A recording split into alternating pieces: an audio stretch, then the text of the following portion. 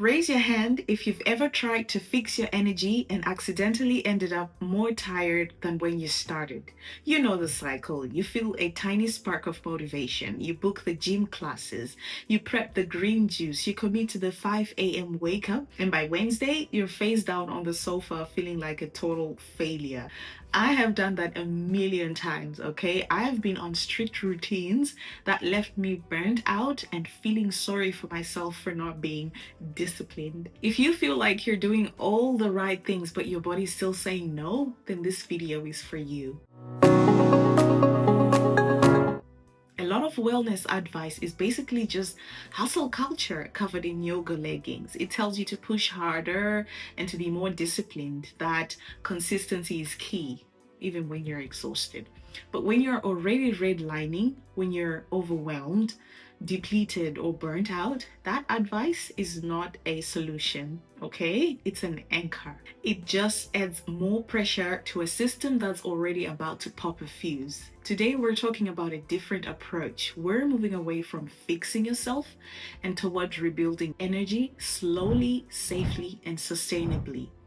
I want to show you why energy often returns slowly and why that's actually a good sign, how to measure progress without turning into your own mean boss, what wellness actually looks like when you stop performing it, and how to swap push harder for the life-changing skill of listening earlier. If your body is lagging behind your brain, then well done. You're officially a human being and your body is actually trying to protect you. Now, let's be real. We live in a world of overnight results, but your nervous system did not get this tired overnight and it won't bounce back that way either.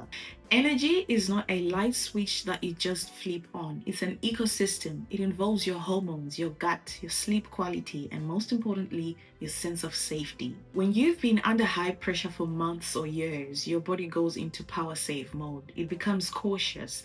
It asks if it is safe to spend energy or if it is going to be under attack again tomorrow. Building energy is like rebuilding trust after a breakup. You can't just say, trust me, and have everything be fine. You have to prove with consistent, low-pressure actions that you can be trusted.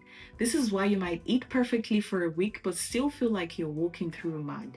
Try a light workout and need a 3-hour nap afterward. Sleep for 10 hours and wake up feeling like you haven't slept at all. You're not a failure. Your body is recalibrating. It's checking the perimeter. It's waiting to see if this new wellness kick is just another way you're going to overtax the system. For example, if you have a bank account that's been overdrawn for a year, a £50 deposit is great, but it doesn't clear the debt instantly, okay? You have to stay in the black for a while before the bank lets you take out a loan for a big project. Your mind usually recovers faster than your body. You will have a good brain day where you feel ready to conquer the world.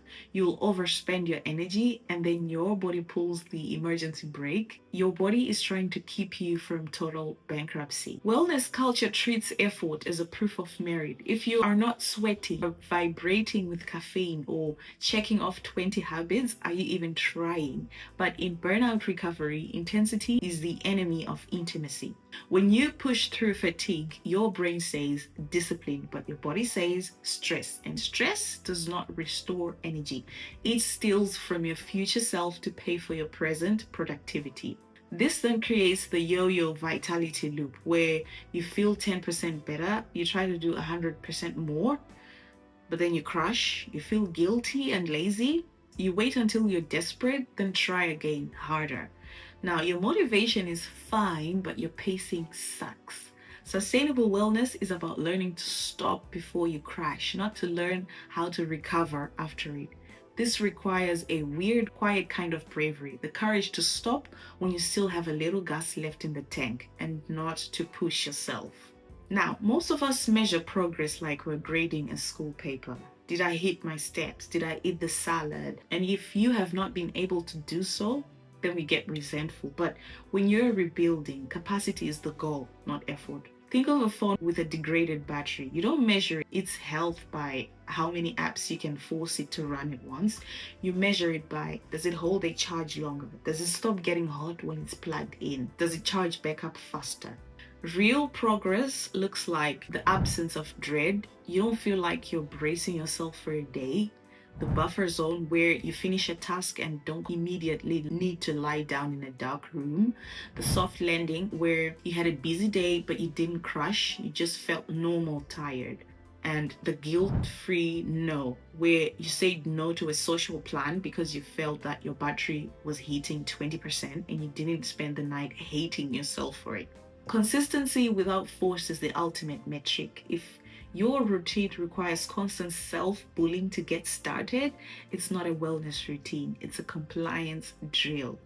Now, sustainable wellness is not glossy. It's not Instagrammable. It looks like doing a 10-minute stretch in your pajamas because going to the gym felt like a mountain you couldn't climb. It looks like eating a bowl of cereal for dinner because you hit your decision limit at 4 p.m. It looks like closing your laptop at 5 p.m. sharp even if the inbox is not empty because your brain is starting to freeze. It looks like building rest days into your calendar as a non-negotiable appointment, not a reward for surviving the week. When you do this, your body finally exhales. It realizes, oh, we aren't being hunted anymore. My owner is actually listening to me.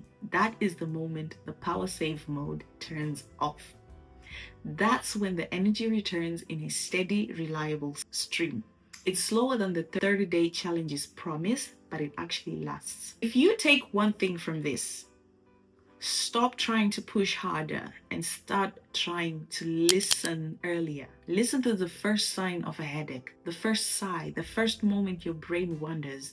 Wellness built on pressure will eventually break, but wellness built on safety, that creates a life that you don't need to constantly recover from.